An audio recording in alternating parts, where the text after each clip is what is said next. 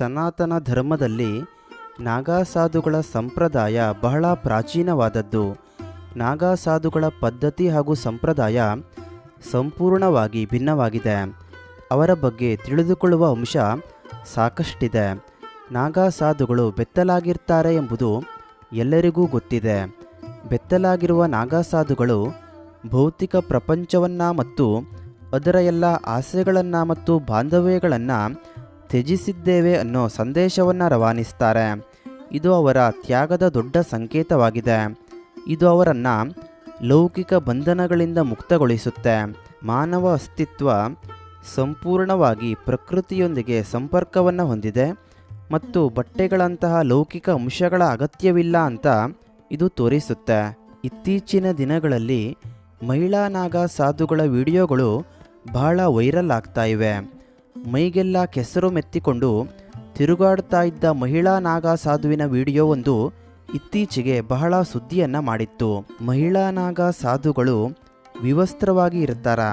ಹಾಗಿದ್ರೆ ಪೀರಿಯಡ್ ಸಮಯದಲ್ಲಿ ಅವರು ಏನು ಮಾಡ್ತಾರೆ ಎಂಬೆಲ್ಲ ಪ್ರಶ್ನೆ ಹುಟ್ಟಿಕೊಳ್ಳೋದು ಸಹಜ. ಈ ಎಲ್ಲ ಪ್ರಶ್ನೆಗಳಿಗೆ ಉತ್ತರ ಇವತ್ತಿನ ವಿಡಿಯೋದಲ್ಲಿ. ಕುಂಭಮೇಳ ಅಂದಾಗ ಮೊದಲು ನೆನಪಾಗೋದು ನಾಗಾ ಸಾಧುಗಳು. ಬೆತ್ತಲಾಗಿ ತಿರುಗಾಡುವ ಇವರು ಕಠಿಣ ನಿಯಮವನ್ನು ಪಾಲನೆ ಮಾಡ್ತಾರೆ. ಸ್ತ್ರೀ ನಾಗಾ ಸಾಧುವಾಗೋದು ಸುಲಭವಲ್ಲ. ಅನೇಕ ಕಠಿಣ ಸವಾಲುಗಳನ್ನು ಅವರು ಎದುರಿಸಬೇಕಾಗತ್ತೆ. ಆದರೆ ಮಹಿಳಾ ನಾಗಾ ಸಾಧುಗಳು ಜನರ ಮುಂದೆ ಬರೋದು ಬಹಳ ಅಪರೂಪ. ಸ್ತ್ರೀ ನಾಗಾ ಸಾಧುಗಳು ಪುರುಷ ನಾಗಾ ಸಾಧುಗಳಿಗಿಂತ ಭಿನ್ನವಾಗಿರ್ತಾರೆ. ಅವರು ಬೆತ್ತಲಾಗಿರೋದಿಲ್ಲ. ಅವರೆಲ್ಲರೂ ಕೇಸರಿ ಬಣ್ಣದ ಬಟ್ಟೆಗಳನ್ನು ಧರಿಸ್ತಾರೆ. ಆದರೆ ಆ ಬಟ್ಟೆಗಳನ್ನು ಹೊಲಿಯಲಾಗೋದಿಲ್ಲ. ಆದ್ದರಿಂದ ಅವರಿಗೆ ಪೀರಿಯಡ್ ಸಮಯದಲ್ಲಿ ಸಮಸ್ಯೆ ಕಾಡೋದಿಲ್ಲ. ಬೆಳಗಿನಿಂದ ಸಂಜೆಯವರೆಗೂ ಶಿವನನ್ನು ಪೂಜಿಸುವ ಸ್ತ್ರೀ ನಾಗಾ ಸಾಧುಗಳಿಗೆ ಪುರುಷ ನಾಗಾ ಸಾಧುಗಳಂತೆ ಸಾರ್ವಜನಿಕ ಸ್ಥಳಗಳಲ್ಲಿ ಬೆತ್ತಲಾಗಿರೋದಕ್ಕೆ ಅವಕಾಶ ಇಲ್ಲ. ದೀಕ್ಷೆ ಪಡೆದು ನಾಗಾ ಸಾಧುಗಳಾಗುವಾಗ ಮಹಿಳೆಯರು ವಸ್ತ್ರಗಳನ್ನು ಧರಿಸಬೇಕು. ಸ್ತ್ರೀ ನಾಗಾ ಸಾಧುಗಳು ತಮ್ಮ ಹಣೆಯ ಮೇಲೆ ತಿಲಕವನ್ನು ಹಚ್ಚುತ್ತಾರೆ. ಕೇಸರಿ ಬಣ್ಣದ ಬಟ್ಟೆಗಳನ್ನು ಮಾತ್ರ ಧರಿಸೋದಕ್ಕೆ ಇವರಿಗೆ ಅವಕಾಶ ಇರುತ್ತೆ. ಸ್ತ್ರೀ ನಾಗಾ ಸಾಧುಗಳು ಹೊಲಿಗೆ ಹಾಕದ ಬಟ್ಟೆಗಳನ್ನು ಧರಿಸ್ತಾರೆ. ಇದನ್ನು ಗಂಟಿ ಅಂತ ಕರೆಯಲಾಗತ್ತೆ.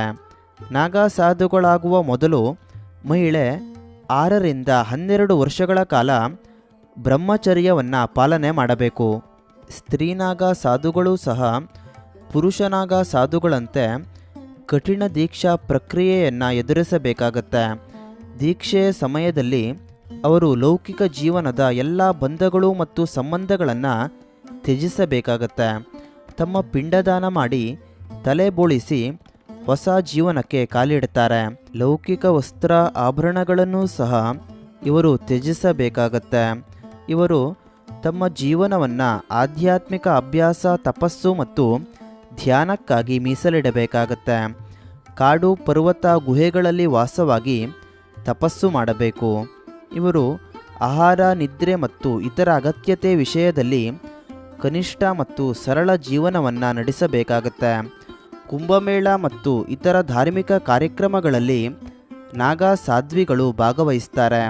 ಅವರು ತಮ್ಮ ಧ್ವಜದೊಂದಿಗೆ ಮೆರವಣಿಗೆಗಳಲ್ಲಿ ಪಾಲ್ಗೊಳ್ಳುತ್ತಾರೆ. ಸ್ನೇಹಿತರೆ, ಇವಿಷ್ಟು ನಾಗಾ ಸಾಧ್ವಿಗಳ ಬಗ್ಗೆ ಒಂದು ಚಿಕ್ಕ ಮಾಹಿತಿ. ವಿಡಿಯೋ ಇಷ್ಟ ಆಗಿದ್ದರೆ ಒಂದು ಲೈಕ್ ಮಾಡಿ ಹಾಗೂ ಎಲ್ಲ ಕಡೆ ಶೇರ್ ಮಾಡಿ. ವಿಡಿಯೋ ನೋಡಿದ್ದಕ್ಕೆ ಧನ್ಯವಾದ.